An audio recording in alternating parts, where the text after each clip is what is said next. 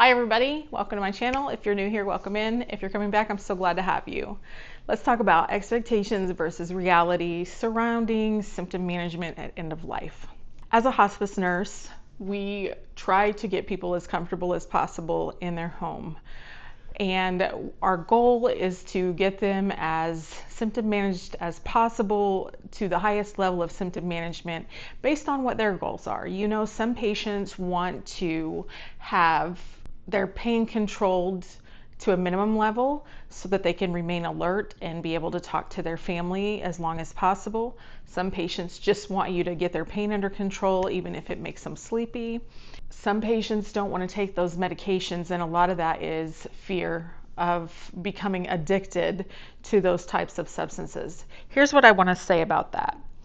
In hospice, when a person is terminally ill and they're at end of life, we don't have the same expectations surrounding medications that we do in a healthy patient that's not at the end of their life.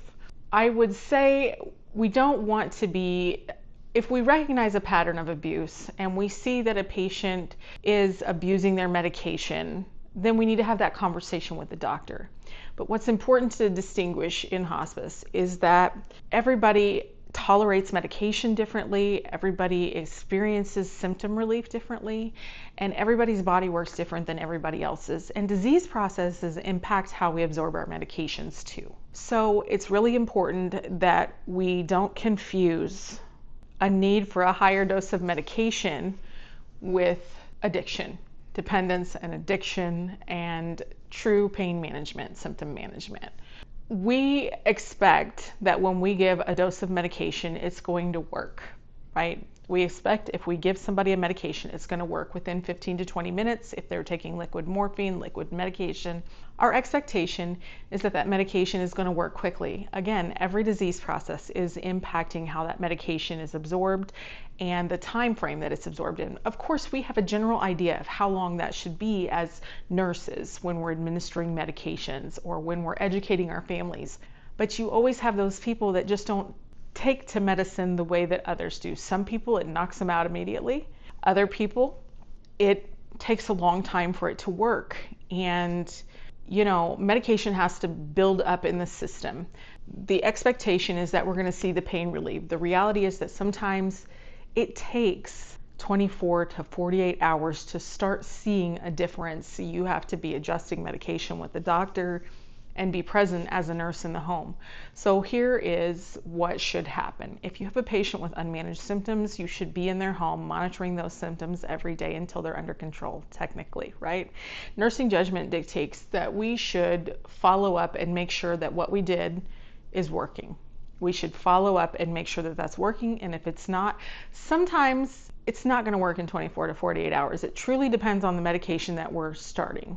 Sometimes, you know, it can take a little bit more time for a medication to become therapeutic in the body to where it's making a difference in the pain. And again, that's going to depend on the disease process. So it's really important that you're working closely with your doctor, the patient, and the family to make sure that you're all on the best treatment plan. Another thing is getting medications in a timely manner. Some hospices have emergency delivery services where they can get the medications timely. You can prescribe to a local pharmacy. You can have your pharmacy in your hospice deliver those medications. Our expectation would be that a person who is needing symptom management would be having access to those meds within the same day, as quickly as possible. The reality is this. Some hospices use a mail order pharmacy, and the fastest that you can get a medication is within 24 hours. Well, that's not fast enough to get pain under control when you have somebody coming on hospice with unmanaged symptoms already. The problem with local pharmacies at times is that some of your local pharmacies don't carry those medications. So expectation is that you would have that medication in the same day in a timely manner, you know, hopefully within a 4-hour frame. That's like your stat range, 2 to 4 hours. But the reality is sometimes even your local pharmacies don't have those medications in stock, because not every pharmacy is equipped to manage hospice needs or the volume of hospice needs that can happen in an area. Especially if you go to a more rural area, you may see that your smaller local pharmacies do have some of those medications in stock, and you'd be surprised.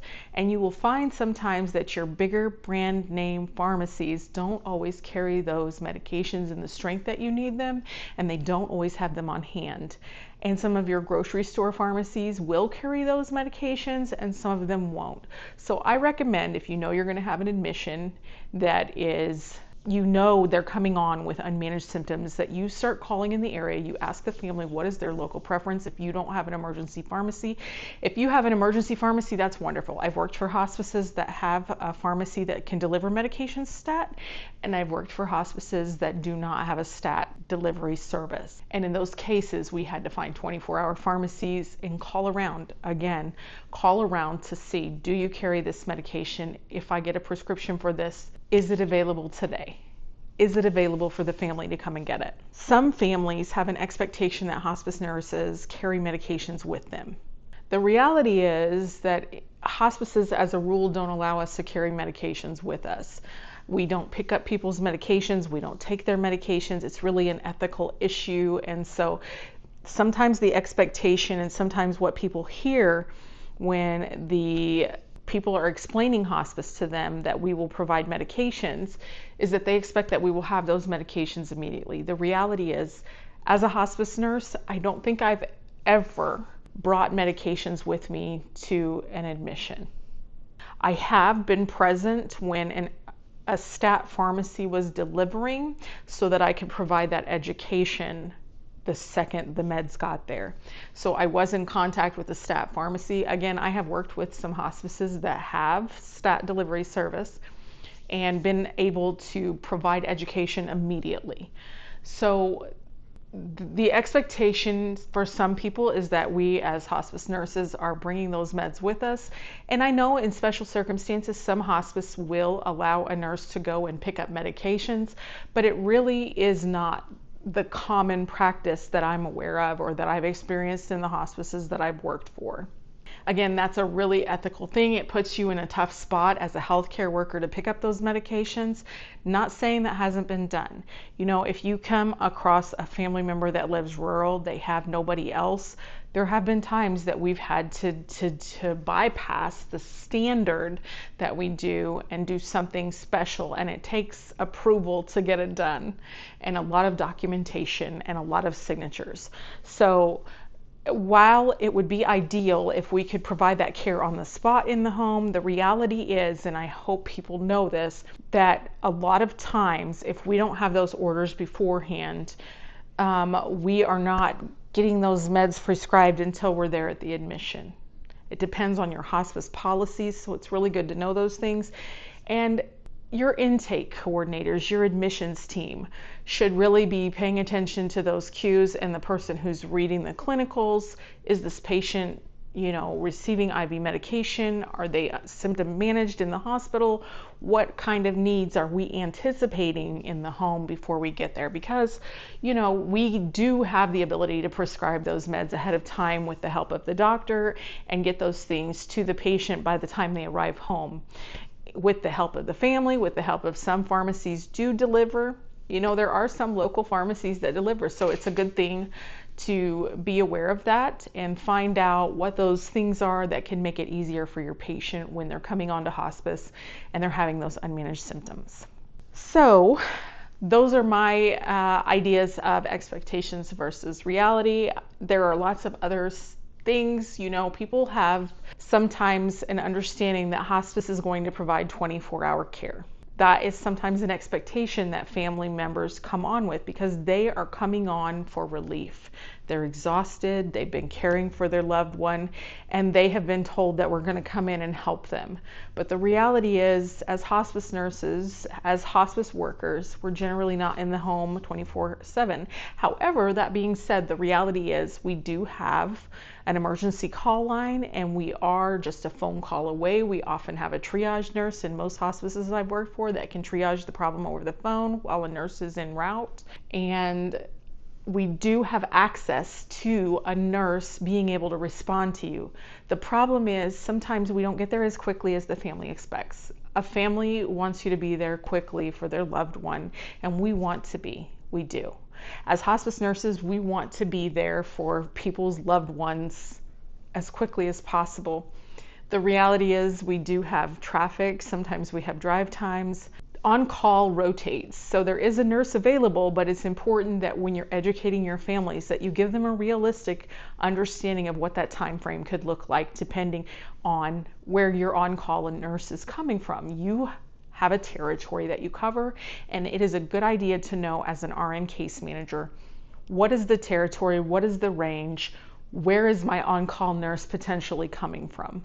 Because you need to give your families an idea of this is what you should do, this is what you can do if it's not going to meet your immediate need. Our goal is to keep people in their home and manage their symptoms at home, but there are times when a family does have to call for EMS.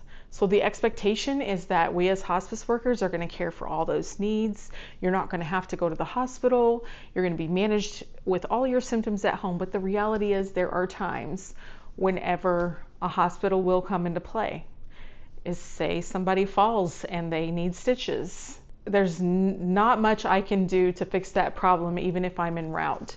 Say somebody falls and breaks a hip or something. That is always up to the family.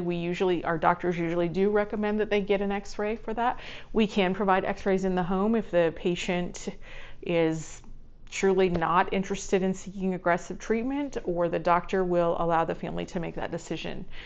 The expectation is that somebody would come on hospice that's hospice minded, prepared for end of life, but the reality is some people just aren't ready to be fully committed to that idea, and that's okay too. I like to tell my families that you're not locked into this. If you decide this isn't right for you, I'm here to get you through that process. I'm here to get you through the steps of whatever this looks like for you, whether that's through the transitioning to death, in the death and dying process, or whether you decide, hey, this isn't what I signed up for, this isn't what I wanted. As hospice workers, we are there to get our patients through any of those processes. But it's really important that we have a clear communication with our patients where we're teaching them what the reality is versus the expectation, because we want to provide the best care to our patients, and communication is key. And having that information and understanding how to manage symptoms and what to do in an emergency, those are all things that are going to empower your patients' families to provide the best care for them. What are some expectation versus reality that you've experienced in healthcare? I'd love to hear about it in the comments. Let's talk about it. And if you like what you see here, then I ask that you like, subscribe, and follow for more. I hope to see you soon. Thank you so much for watching. Bye-bye.